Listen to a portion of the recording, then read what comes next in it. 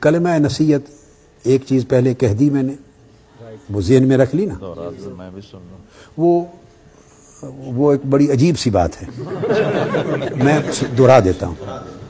مثلا ایک بچے نے، اب میں بیٹا ہونے کے ناطے کہوں گا نا، اب تو عالم ہیں یہ حیدرآباد سندھ سے، مثلا انہوں نے چائے کا ایک آخری گھونٹ میرا رہتا تھا، میں نے ناشتہ نہیں کرتا ہوتا چائے، تو انہوں نے کہا حضور یہ ایک جو گھونٹ بچ گیا مجھے دے دیں، میں نے دے دیا بیٹے کو۔ پھر ایک شخص نے ایک نوٹ 500 یا 1000 5000 کا تھا، آگے کیا اس پر سائن کر دیں۔ وہ میں نے کہا دیکھو بیٹے میں آپ کو بات سمجھاتا ہوں، اس سمجھنے کے بعد اگر آپ کی طبیعت میں جیسا آئے میں کر دوں گا۔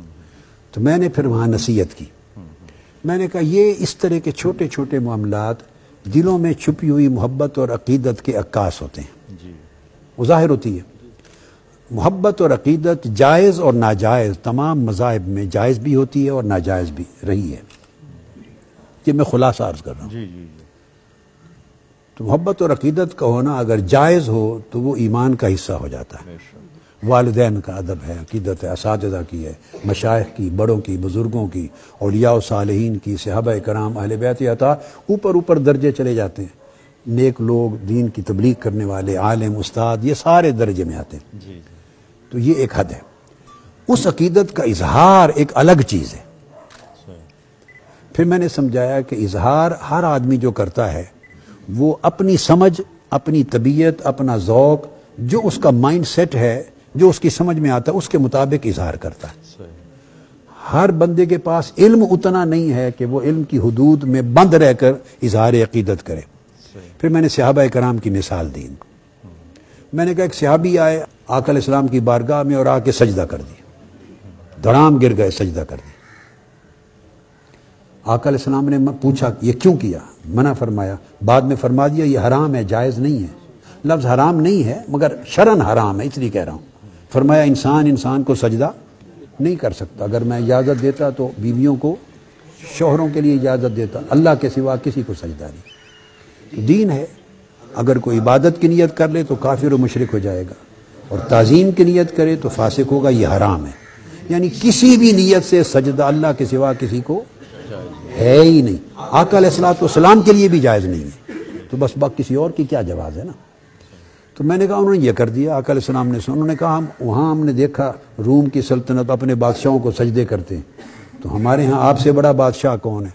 اب انہوں نے ایک اظہار عقیدت کیا، مسئلہ معلوم نہیں تھا مگر جو سمجھ میں آیا اظہار کر دیا۔ اب آقا علیہ السلام کا چونکہ وہ پیغمبر ہیں، ہادی ہیں، انہوں نے روک دیا کہ یہ جائز نہیں ہے، ممنوع ہے میری شریعت، سمجھا دیا۔ میں نے کہا کسی نے کہا جی میں نے بدلہ لینا ہے، قمیض اوپر کر دیں، تو قمیض اٹھایا تو چوم لیا۔ سردیوں میں سخت جاڑا، پانی لے کے کھڑے ہو جاتے فجر کے بعد، ہاتھ ڈبو دیں، ہمارے بچے بیمار ہیں، شفا ہو جائے گی۔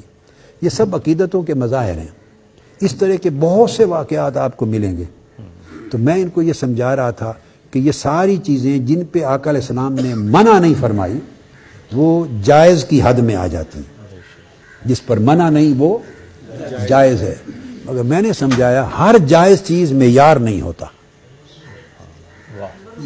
اصل یہ بات سمجھیں، یہ میں تمہید لا کے تو اینڈ پہ ہر جائز چیز معیار نہیں ہوتا۔ میں نے کہا میری طبیعت اور روش یہ ہے اور علم یہ کہتا ہے کہ جائز پر اکتفا نہ کریں، اونچے معیار کی طرف جائیں۔ جائز کریں گے تو آپ کو گناہ کوئی نہیں، کوئی آپ کو نقد نہیں کر سکتا، تان نہیں کر سکتا اللہ کے ہاں، اور اس جائز میں اگر نیت اچھی ہے تو اجر اور ثواب بھی بن جائے گا۔ مگر زندگی میں اسوہ جو بنائیں وہ اعلیٰ۔ پھر میں نے کہا صحابہ کرام میں اگر اس کو فرق کرنا ہو تو خلفائے راشدین کا اسوہ سب سے اعلیٰ، سیدنا صدیق اکبر، سیدنا فاروق اعظم، سیدنا عثمان غنی، سیدنا علی المرتضیٰ، اور اکابر جج صحابہ کرام جن کو کثرت کے ساتھ حضور علیہ السلام کی صحبت ملی، کثرت کے ساتھ۔ ورنہ تو جب آپ نے خطبہ حجت الوداع دیا تو 1.25 لاکھ کے قریب صحابہ سن رہے تھے آپ کے، تو صحابی تھے۔ مگر جن کو کثرت کے ساتھ صحبت ملی ان کا فہم اور اس کا درجہ اور تھا، جنہوں نے 1-2 بار زندگی میں آ کے زیارت کی چلے گئے ان کا فہم اور فہم کا درجہ اور تھا۔ اظہار میں فہم کا دخل ہو جاتا ہے کہ بندے کی کتنی سمجھ ہے، کتنی نہیں. اور جنہوں نے طویل صحبت اختیار کی ہو وہ اپنے فہم کو فنا کر دیتے ہیں فہم نبوی میں. جو آقا علیہ السلام نے تعلیم دی اس میں اپنی سوچ کو فنا کر دیتے ہیں. تو میں نے مثال ان کو یہ دی کہ زندگی میں ہمیشہ جو وتیرہ ہے وہ اعلیٰ اور معیاری رکھے. آخری بات جو ہمارے ہاں یہ جو مسلکی جھگڑے بھی بہت سے ہوئے ہیں اور فرقہ واریت بنی اور دنگا فساد ہوا، انہوں نے جائز ہمارے ہاں لوگوں نے جائز چیزوں کو جائز کو واجب کا درجہ دے دیا اور کسی نے محض جائز کو حرام کا درجہ دے دیا. مطلب حکم نہیں ہے مباح ہے، اس نے ان کو حرام بنا دیا. اور بہت سے لوگ ایک امر جائز ہے اس پر منع ثابت نہیں، اس کو اس طرح ڈٹ جانا تلوار لے کر کہ یہ واجب ہوتا ہے جیسے فرض ہے، اس سے تفرقے ہوتے ہیں، فرقے بن جاتے ہیں. بہت سی چیزیں ایسی ہیں ہم کرتے ہیں اپنے ذوق کے مطابق، کبھی کر لیتے ہیں اور کبھی نہیں کرتے، اپنے بطور واجب نہیں سمجھتے. وہ جو نہ کرے گا تو ایسے لوگ وہ کہتے ہیں یہ ہو گیا، یہ تو فلاں ہو گیا. یہ تنگ نظری ہے. تو ہمیشہ معیار پہ جائیں اور اعلیٰ طریق پر جائیں. اور آخری بات بیٹے پر اٹھ کے اللہ آپ کو سلامت رکھے، زندگی میں اللہ کے ساتھ اپنے تعلق کو اخلاص پہ رکھیں، اس میں مخلوق کو شامل نہ کریں. کیا کوئی کام اللہ کے لیے جو کام ہے، کوئی کام جو اللہ کے لیے ہے اس میں مخلوق دور دور تک نظر نہ آئے، وہ ریا بن جائے گی، وہ ریا بن جائے گی. اور کوئی کام جو اللہ کی مخلوق کے لیے کریں اس میں آپ کا نفس میں دور دور تک نظر نہ آئے، آپ معیار سے گر جائیں گے. کن مع الخالق بلا خلق وکن مع الخلق بلا نفس. خالق کے ساتھ، مولا کے ساتھ ایسے رہو جیسے مخلوق ہے ہی نہیں، جو کرو اس کے لیے کرو. میرے پاس جی حضرت یہ ایک بڑی دلچسپ بات آ گئی، یہ ہم نے اندر تو نہیں کرنی تھی، اب ان کی نصیحت کے لیے.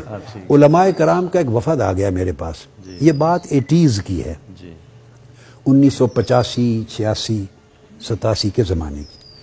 ان میں کچھ علماء میری ینگ لائف کے میرے دوست احباب یا ملنے والے تھے. اب وہ عالم اور پیر صاحبان ہو گئے تھے. وہ وفد آیا تو مجھے کہنے، آپ نے سنی ہوگی یہ بات. تو وہ آئے، انہوں نے کہا کہ فلاں دارالعلوم میں، لاہور کی ایک بہت بڑی جامعہ ہے، تو اس دارالعلوم میں ایک اجتماع تھا، پھر وہاں علماء اکٹھے ہوئے، بڑے بڑے اکابر، ان میں اب اکثریت وفات پا گئی، پرانی بات ہے. تو انہوں نے کہا کہ میرا نام لیا، بھی ان کے پاس کوئی اسم اعظم ہے. یہ وہاں اجماع کیا انہوں نے آپس میں. اجماع بھی جیسے ہر گلی کے بعد مولوی صاحبان اجماع کرتے رہتے ہیں، ہر بندہ جو مولوی جو کہتا ہے وہ کہتا ہے اس پر اجماع امت ہے. نہ اس کو اجماع کا پتہ نہ امت کا پتہ، وہ خود ہی امت ہے، خود ہی اجماع ہے، خود ہی دین ہے. جو اس کی نہیں مانے وہی کافر ہے. اس لیے ہم نے جنگ لڑی ہے فتنہ تکفیر کے خلاف ساری زندگی. کسی کا حق نہیں ہے کسی کو کافر بنانے. صوفیاء، ہم صوفیاء کے مشرب کے لوگ ہیں. صوفیاء مسلمان بناتے تھے اور تم آج کافر بناتے ہو. وہ اسلام میں داخل کرتے تھے، تم اچھے بھلے مسلمانوں کو اسلام سے خارج. اس لیے ہم نے اس کے لیے آپ کو پتہ ہے 35-40 سال جنگ لڑی، مگر اللہ نے کامیابی دی، وہ زبانیں بند ہو گئیں. ابھی پھر کچھ عرصے میں چل پڑی. وہ ہوتا رہتا ہے. اس طرح کی سوچ جو ہے وہ خارجیت کی سوچ ہے، وہ خارجیت کی سوچ ہے.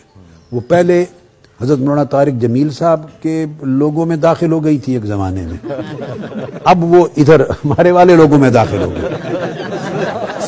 برابر ہو گیا تھا، کام برابر ہو گیا.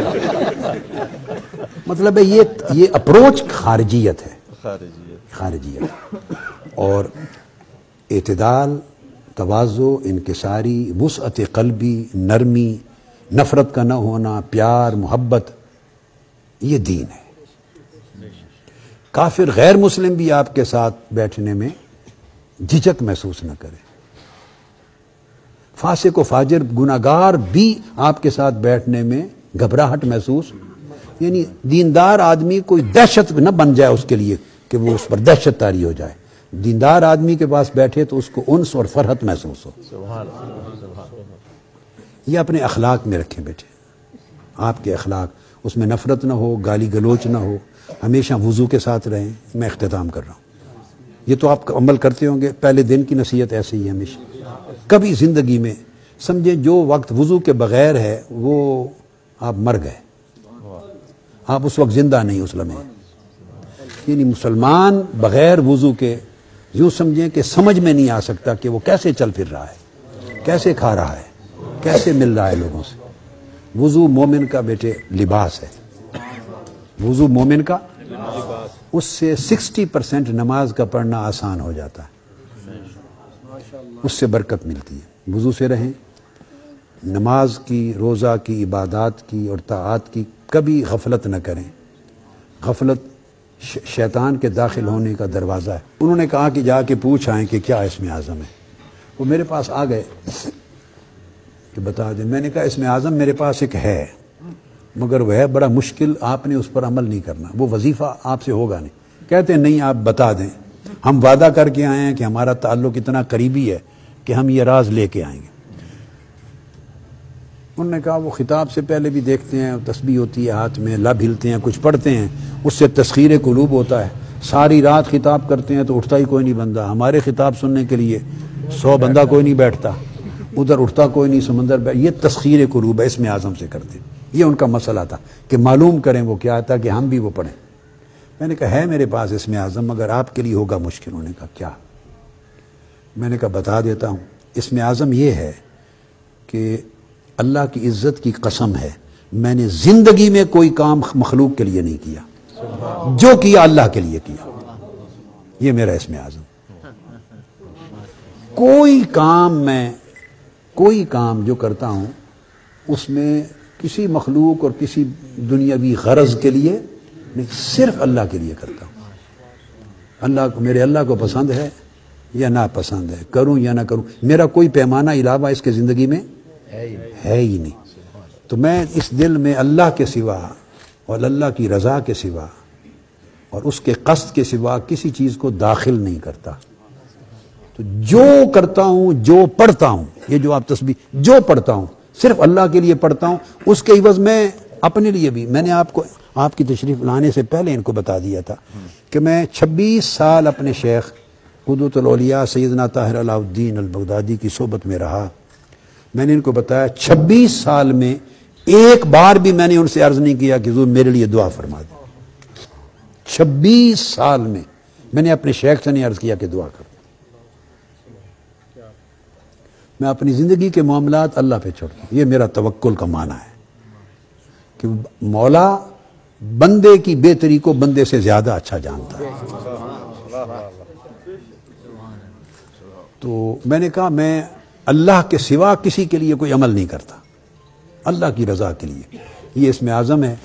اور یہی حضرت ابراہیم بن ادھم نے بتایا تھا. کسی نے پوچھا اسم اعظم, فرمایا تو دل سے اللہ کے غیر کو نکال دے تو جو لفظ پڑھے وہی اسم اعظم ہو, جو چاہو پڑھو اسم اعظم ہو. بیٹے دل کو اتنا خاص کر لیں, خالص, طاہر, ستھرا, اور اخلاق اچھے رکھیں. بیٹے آپ کے اخلاق سے, عبادت سے, وضاقتہ سے, تواضع و انکساری سے, لوگوں کے ساتھ اخلاص اور محبت سے, پیار سے خوشبو آئے ایمان کی بھی, مسلمان ہونے کی. اور اگر یہ پیدا کر لیں تو سمجھیں آپ منہاج القرآن سے کچھ لے کر گئے, یا آپ کا میرے ساتھ کوئی تعلق ہے اور اس کا کچھ فائدہ پہنچا آپ کو. اگر یہ خوشبو آپ اپنے عمل سے, زندگی اور اپنے برتاؤ سے لوگوں کے ساتھ نہیں دے سکتے تو آپ اس کو امپروو کرتے رہیں, امپروو کریں. ٹھیک ہے بیٹے, اللہ آپ کو برکت دے. سلام جی. یہ دعا ہو گئی بیٹے. یہ جو نصیحت کی اللہ ہم سب کو اسی کا عامل بنا دے اور آپ سب کو عامل بنا دے. یہ دعا ہے بیٹے, اللہ ہمیں سب کو اس کا عامل بنا دے. اللہ پاک ان کی بخشش و مغفرت فرمائے, وفات ان سب کی بخشش و مغفرت فرمائے. شوائے خاتفان آپ کا دوست, اللہ پاک اس کو قبول کرے, برکت دے. آپ سب کی حاجات اللہ پاک قبول فرمائے, مرادیں قبول فرمائے. حضور علیہ الصلوۃ والسلام کے طفیل آپ کو نیکی اور تقوی عطا کرے.